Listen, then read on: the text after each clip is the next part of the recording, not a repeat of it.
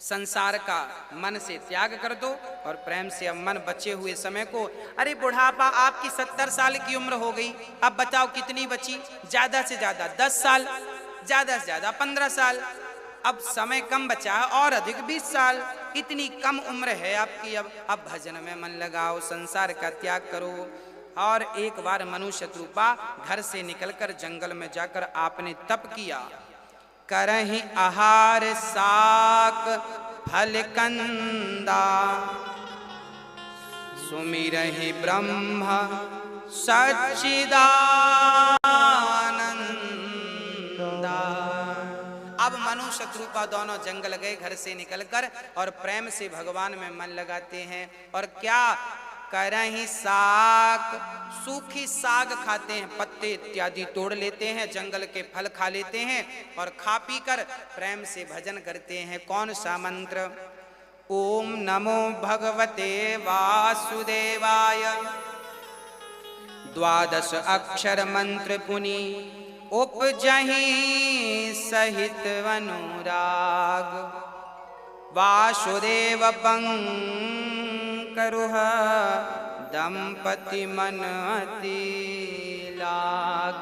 मनु शत्रुपा ने ध्रुव जी को ओम नमो भगवते मंत्र का जाप करते देखा था और आज यही ओम नमो भगवते वासुदेवाय का जाप दोनों ने किया, मनु ने और शत्रुपा ने। जाप करते करते हजारों वर्ष बीत गए। हाँ, जाप करते करते हजारों वर्ष बीत गए। हम तो आपसे भी कहते हैं कि आप भी भगवान के जाप में, भगवान के ध्यान में घर परिवार छोड़ के लग जाओ। हाँ, कब से हम जगा रहे हैं, आप हैं कि सो रहे हैं? अभी तो जगाए थे फिर सो गए। हाँ,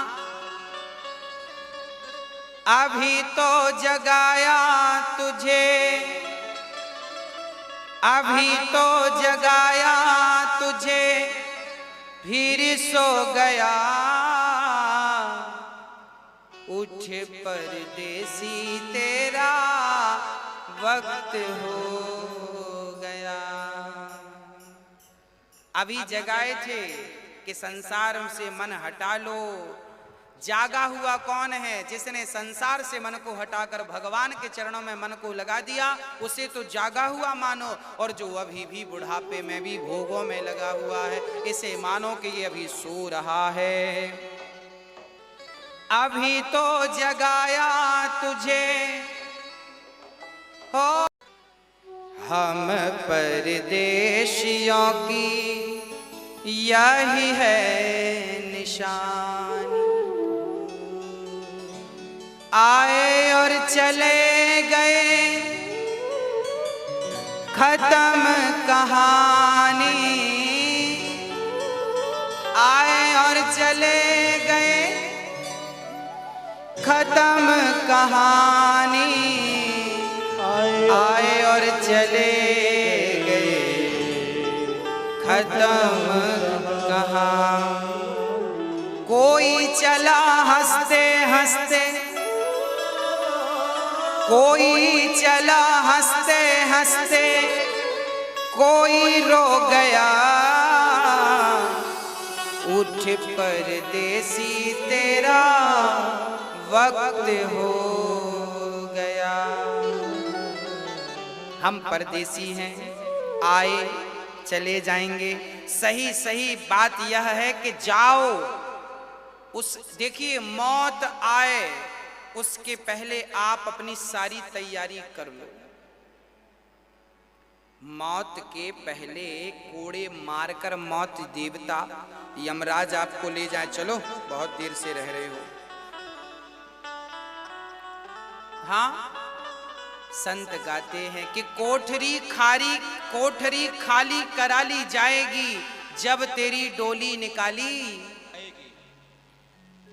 हाँ, संत गाते हैं कि जब तेरी, हाँ, जब तेरी डोली निकाली जाएगी, जब तेरी डोली निकाली जाएगी,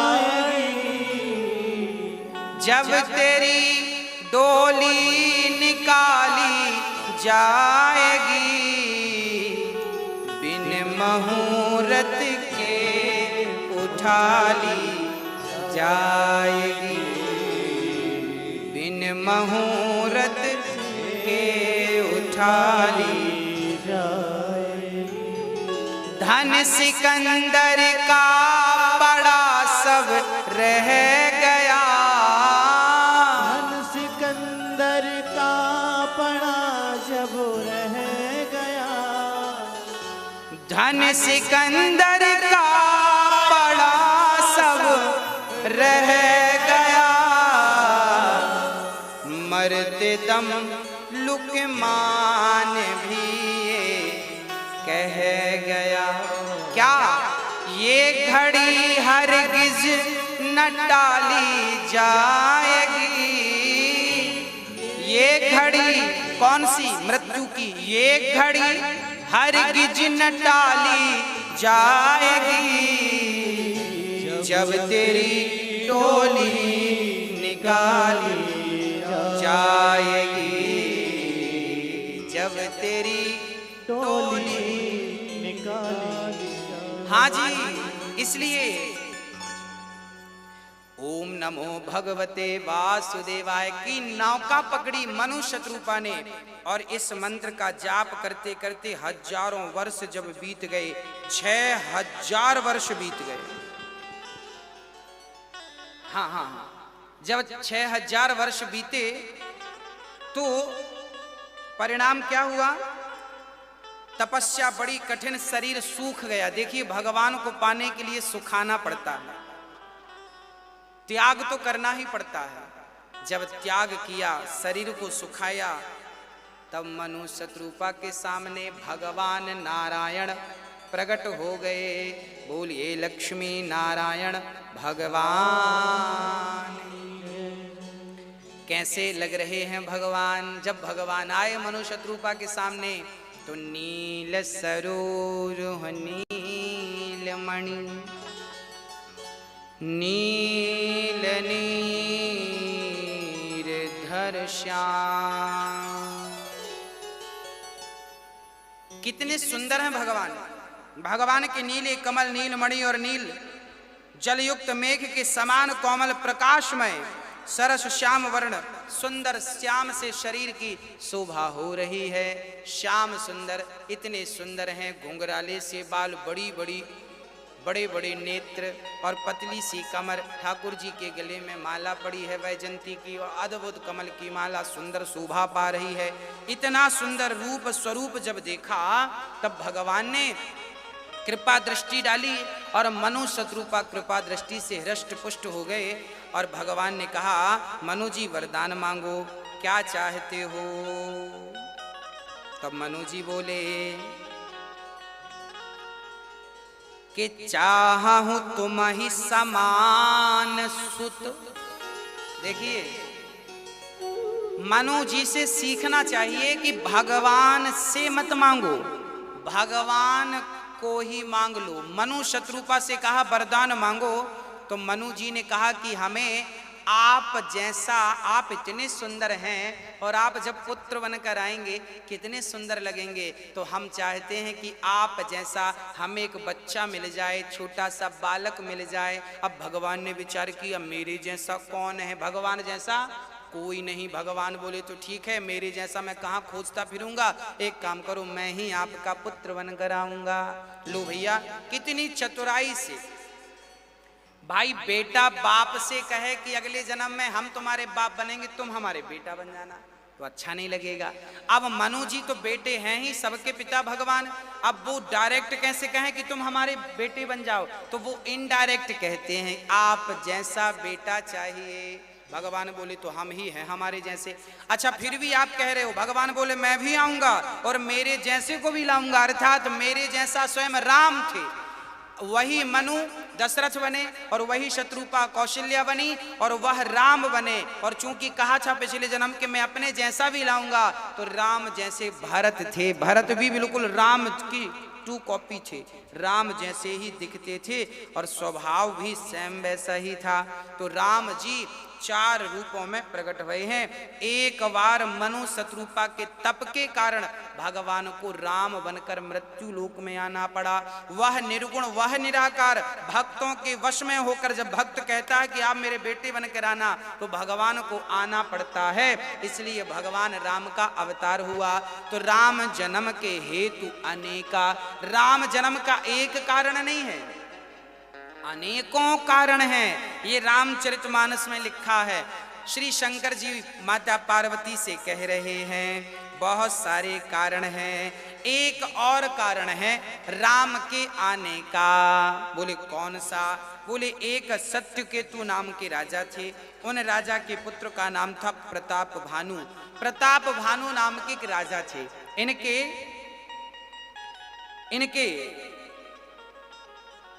मंत्री का नाम था धर्म रुचि। राजा प्रताप भानु बड़े धर्मात्मा थे, भोजन करते, भंडारा करते, दान करते, पुण्य करते, चरण सेवा करते, वृक्ष लगाते, पानी बचाते, मतलब सारा कुछ करते, बावलियां बनवाते, कुआं खुदवाते, तालाब खुदवाते, पेड़ पौधे लगवाते। पहले के जमाने में लोग धर्म क्या करते थे? पहले के जमाने में लोग पेड़ लगाते थे, यही धर्म था। पेड़ लगाना भी सबसे बड़ा पुनीत कार्य है, पेड़ लगाना बहुत बड़ा पुण्य है। इसलिए वृक्ष लगाइए। आपके द्वारा लगाए हुए वृक्ष के नीचे कोई साधु आ गया और वहां बैठ के भजन कर लिया तो उसका सारा फल आपको मिलेगा, क्योंकि आपने वो छाया प्रदान की। इसलिए कहता हूं मरने के पहले पीपल जरूर लगाना, वट वृक्ष जरूर लगाना, हाँ जी, खूब सेवा करना और बढ़िया पानी की जरूर व्यवस्था करना, पानी प्याऊ बनवाना, पानी की सेवा करना, पानी पिलाना। बड़े धर्मात्मा राजे थे प्रताप भानु। एक दिन अच्छा वो सारे राजाओं को जीत लिए थे। एक बार क्या हुआ, प्रताप भानु का एक राजा से युद्ध हुआ। वो राजा जब हार गया तो शर्म के मारे घर नहीं गया, जंगल में बाबा बन गया, बनावटी बाबा बन गया। अब वो सोचा कि गांव भी जाएंगे, घर भी जाएंगे तो लोग अपमान कहेंगे, लो हार के आ गया। तो वो जंगल में चला गया, दाढ़ी बड़ी होगी, बाल बड़े हो गए और वो जंगल में रहने लगा। एक दिन प्रताप भानु शिकार खेलने उसी जंगल में आए। जंगल में गए, एक सुअर, एक मायावी सुअर था, वो राजा के सामने आया तो राजा सुअर का शिकार करने गए कि ये बड़ा उद्दंड है। अच्छा पहले के राजा शिकार क्यों करते थे? पहले के राजा उद्दंड देखते थे। कई बार ना सुअर उद्दंड हो जाते थे, वो बाकी सुअरों को परेशान करते थे। कई मृग ऐसे होते थे हट्टे कट्टे के वो बाकी मृगों को परेशान करते थे। तो राजा उनका शिकार करते थे कि बाकी वन्य जीव सुखी हो जाएं इनके अत्याचार से। तो उस सुअर का बड़ा अत्याचार देखा, वो सबको मार रहा था। प्रताप भानु चले गए और जंगल में जाकर प्रताप भानु ने सुअर का शिकार करना चाहा, पर वो घोर घनघोर जंगल में ले गया। अब प्रताप भानु ने देखा कि शाम हो गई, सुअर का तो पता नहीं चला, पर वो एक जंगल में, वीरान जंगल में अकेले फंस गए। रास्ता भी भटक गए, किस तरफ से आए थे, भयानक जंगल था। तभी वहां पर उसी कपटी साधु की कुटिया नजर आ गई। वह कपटी जो राजा प्रताप भानु से हार गया था, जंगल आ गया, उसी की कुटिया। अब प्रताप भानु को लगा कि यहाँ कोई धर्मात्मा राजा होगा, अब राजा धर्मात्मा संत होगा। प्रताप भानु को लगा कि जरूर जंगल में कोई संत होंगे। प्रताप भानु जी आए, संत को प्रणाम किया। अब वो कपटी साधु जब राजा प्रताप भानु को देखा, वो समझ गया, ओहो आज तो शिकार फंस गया। परंतु वो कपटी साधु था। प्रताप भानु से पूछा क्या नाम है, तो प्रताप भानु ने अपना असली नाम नहीं बताया, बोला मेरा नाम धर्म रुचि है। वो कपटी साधु ने पानी पिलाया और पानी पिलाकर कहा, देखो राजन, तुम प्रताप भानु हो, तुम फलाने राज्य के राजा हो, तुमने बहुत सारे अच्छे काम किए। अब प्रताप भानु को लगा बाबा जी तो हमारी जन्म कुंडली जानते हैं, मतलब असली बाबा हैं। अब प्रताप भानु ये नहीं जान पाए कि ये तुमसे हारे हुए हैं तो तुम्हारी जन्म कुंडली तो जानेंगे। उन्हें असली साधु लग गया और प्रताप भानु ने एक नकली साधु को असली साधु मानकर उसकी सेवा करी। प्रताप भानु से कहा कि राजन तुम बहुत बड़े राजा हो। प्रताप भानु की श्रद्धा बढ़ने लगी, बाबा सही सही कह रहे हैं। प्रताप भानु ने कहा महाराज जी आप अपना परिचय दीजिए, आप कौन हैं? कपटी साधु ने कहा हमारा नाम एक तनु है। एक तनु? ये एक तनु क्या होता है? कपटी साधु ने इतना बड़ा झूठ बोला कि जब से सृष्टि बनी है तब से हमने अपना शरीर नहीं बदला, नहीं छोड़ा, इसलिए हम एक तनु हैं, एक ही तन पर हैं। कई युग बीत गए पर हम ज्यों की त्यों हैं। प्रताप भानु बोले बड़े सिद्ध पुरुष हैं। प्रताप भानु से कहा कोई वरदान मांगो। प्रताप भानु ने कहा महाराज हमें दीर्घ जीवी बना दीजिए, हमें लंबी उम्र दीजिए और हमें कोई जीत ना सके, हमारे पास बहुत धन हो। प्रताप भानु के पास देखिए वैसे तो धन की कोई कमी नहीं थी। गोस्वामी जी कह रहे हैं तुलसी जसी भवितव्यता तैसी मिलई सहाय, आपुनु आवई ताहि पही ताहि तहाँ ले जाए। प्रताप भानु को इतना कुछ था फिर भी संतोष न होने के कारण कपटी साधु ने कहा कि कल तुम परसों तुम भंडारा करना, ब्राह्मणों को बुलाना, भोजन कराना, बाकी मैं संभालूंगा, उनका आशीर्वाद मिलेगा, तुमको कोई जीत ना सकेगा। याद रखना भक्तों, जब कोई आपके घर मरता है ना तो आप तेरही करते हैं। तेरही में 13 ब्राह्मण होते हैं।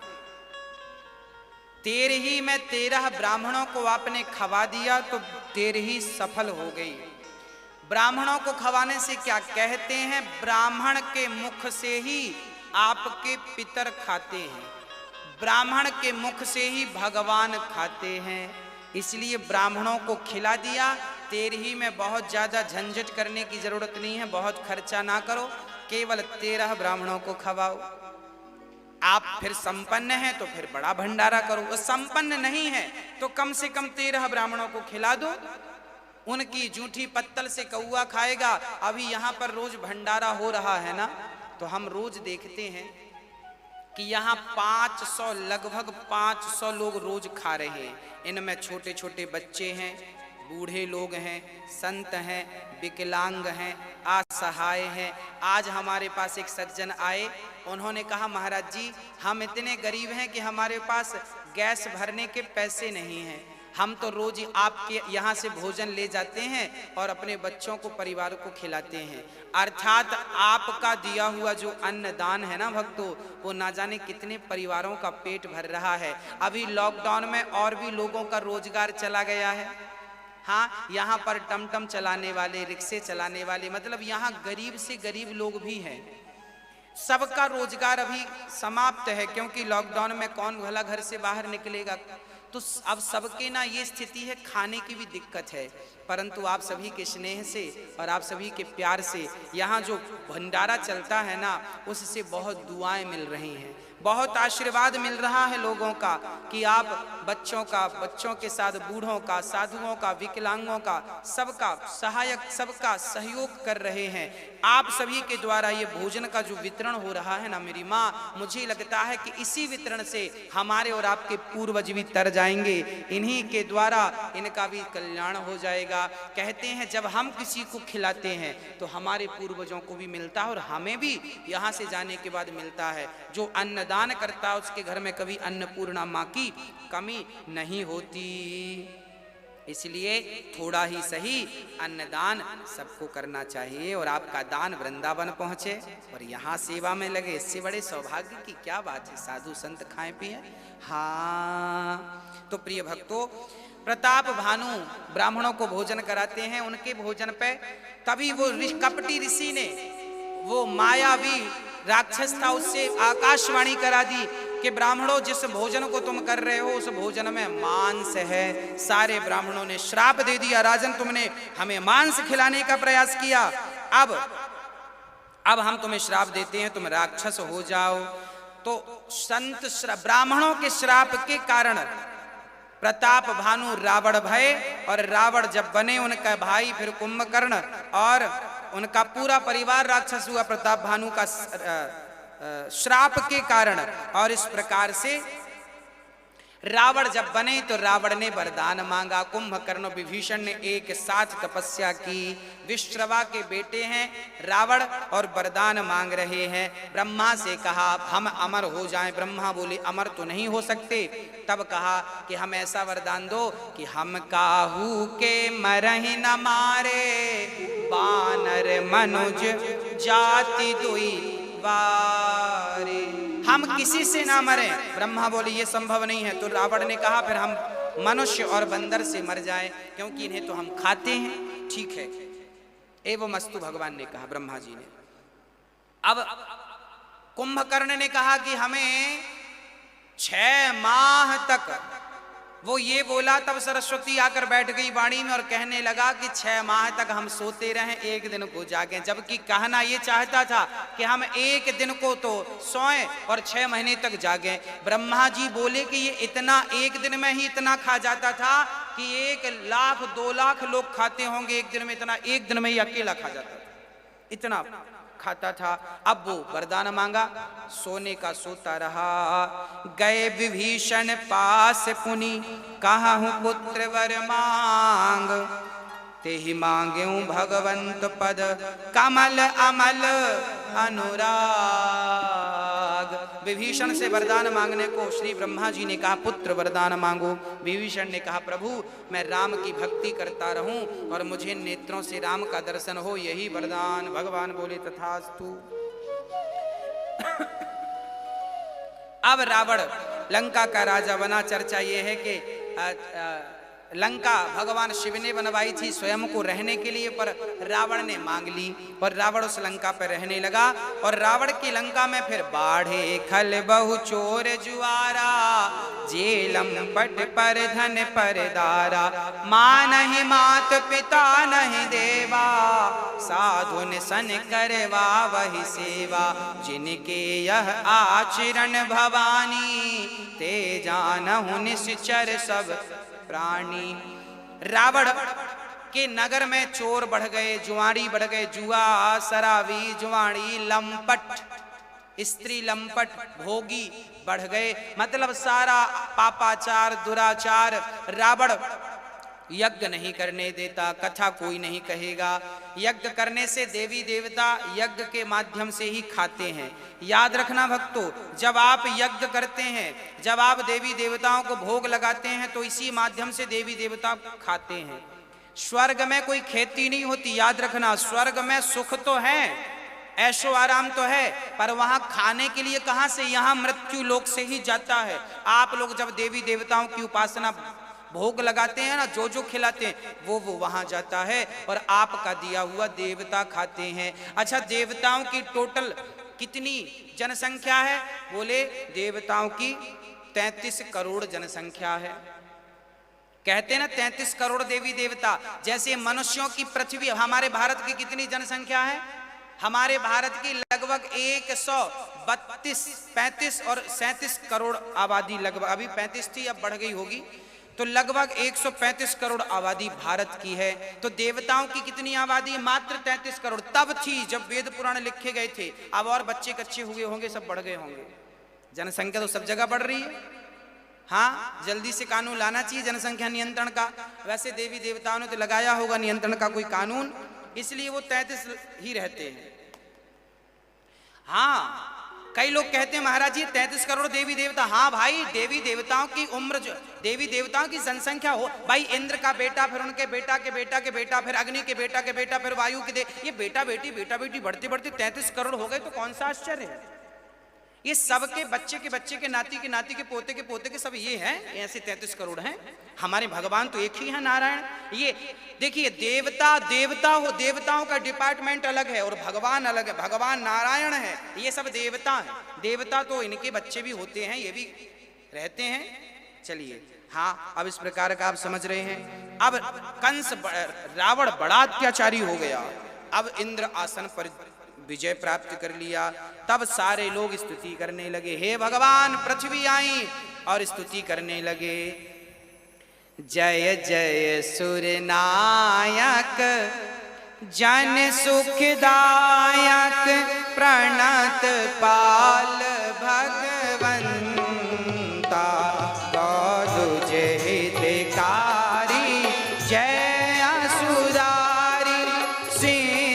सुता प्रिय कांता, पालन सुर धरणी अद्भुत करणी, मरम न जाने कोई, जो सहज कृपाला दीन दयाला, करहु अनुग्रह सोई।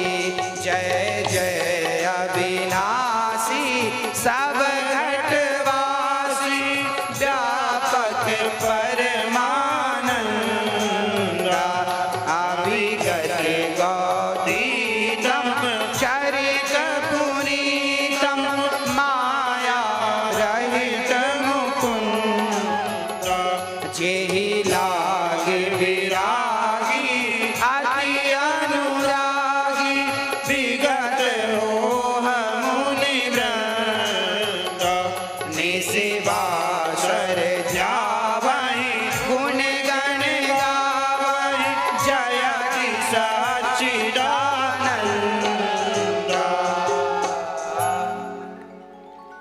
देवी देवता स्तुति करने लगे, हे प्रभु जाओ पापी रावण को मारो।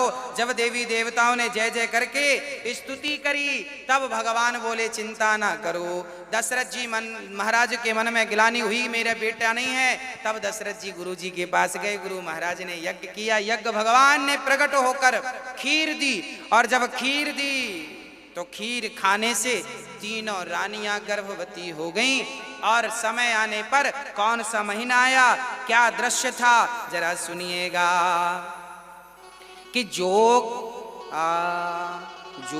लगन ग्रह बार तिथि, सकल भय अनुकूल, चर अरु अचर हर्ष जुत, राम जन्म सुख मूल। नवमी तिथि मधुमास पुनीता, शुक्ल पक्ष अभिजित हरि प्रीता, मध्य दिवस तति शीत न घामा, पावन काल लोक विश्रामा, शीतल मंद सुरभि बहबाहु, हर्षित सुर संतन मन चाहु, वन कुसुमित गिरि गण मनियारा, श्रवहि सकल सरिता मृत धारा। जैसे ही देवी देवताओं ने भगवान की स्तुति की, प्रभु आओ, पृथ्वी माँ ने स्तुति की, ब्राह्मणों ने स्तुति की, विप्रधैनु सुर संतहिता, लीन मनुज अवतार। ब्राह्मणों के संतों के कहने पर, पृथ्वी के कहने पर, गाय माता के कहने पर भगवान प्रकट हो रहे हैं। कौशल्या माँ गर्भवती हो गई, और नवमी तिथि आई, शुक्ल पक्ष आया, और दिन के ठीक 12 बजे, जैसे ही 12 बजे भय प्रगट कृपाला, दीन दयाला, कौशल्या हितकारी, हर्षित महधारी, मुनि मनहारी, अद्भुत रूप निहारी, अभिरामा घन घन श्यामा, निज आयुध भुज चारी, भूषण वनमाला, नयन विशाला, शोभा सिंधु करारी। राम का जन्म हुआ। दशरथ जी ने जब सुना, मानव ब्रह्मानंद समाना, बोलिए राजा रामचंद्र भगवान की। जैसे ही राम का जन्म हुआ, तभी सुमित्रा माँ ने, कैकेयी माँ ने भी एक बालक को जन्म दिया। ये दशरथ जी को सूचना मिली, सुमित्रा ने 2-2 बच्चों को जन्म दिया। 4-4 बच्चों की खबर जब दशरथ जी को मिली कि लाला हुआ है, बुढ़ापे में नाचने लग गए, बधाई हो बधाई हो। और सारे भक्त बधाई देवे आए। मैं राम जी की बाल लीलाओं का निरूपण कल करूंगा। आइए जरा बधाई, राम जन्म की सुंदर सी बधाई। जब सारे देवी देवता अनुकूल भये और भगवान जब प्रकट भये, जय हो बधाई पे बधाई, जय जय लोग करने लगे और प्रेम से गाने लगे। हाँ, राम जी की बधाई गा रहे हैं। अरे जन्मे है चारों भैया, मोहल्ला में हल्ला सो मच गयो। अरे हल्ला सो मच गयो, हल्ला सो मच गयो, हल्ला सो मच गयो, हल्ला सो मच गयो।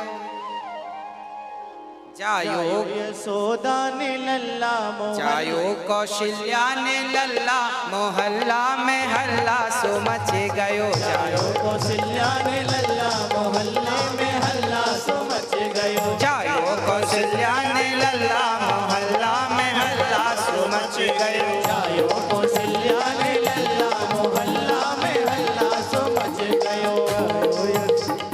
जायो कौशल्या, अरे हल्ला सो मच गयो, हल्ला सो मच गयो, हल्ला सो मच गयो, हल्ला सो मच गयो, हल्ला सो मच गयो, हल्ला सो मच गयो, हल्ला सो मच गयो, हल्ला सो मच गयो। जायो कौशल्या ने लल्ला, मोहल्ला में हल्ला सो मच गयो। जायो कौशल्या, जय सिया राम। हल्ला सो मच गयो।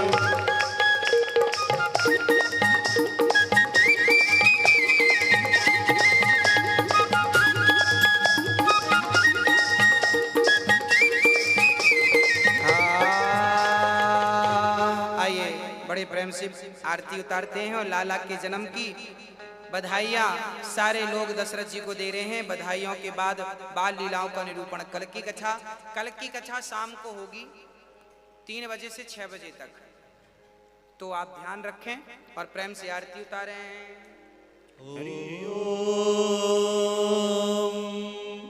भद्रं कर्णेभिः शृणुयाम देवा, भद्रं पश्येमाक्षभिर्यजत्राः, स्थिरैरङ्गैस्तुष्टुवागुंसस्तनो विर्वशेमहि देवहितं यदायुः। पुनन्तु मा देवजनाः, पुनन्तु मनसा धियः, पुनन्तु विश्वाभूतानि जातवेदाः। पुनीहि मां चन्द्रमा मनसो जातचक्षुः, सूर्यो अजायत वायुषप्राणशमुखात् निरजायत। इदं हविः पितॄणां मे असुरसवीरगुं सर्वगणगुं स्वस्ते आत्मसने प्रजासने पशुसन्लोकसन्यभयसनि अग्ने प्रजां बहुलां मे करोत्पन्नं पयोरेतो अस्मान्। राजा रामचंद्र भगवान की जय।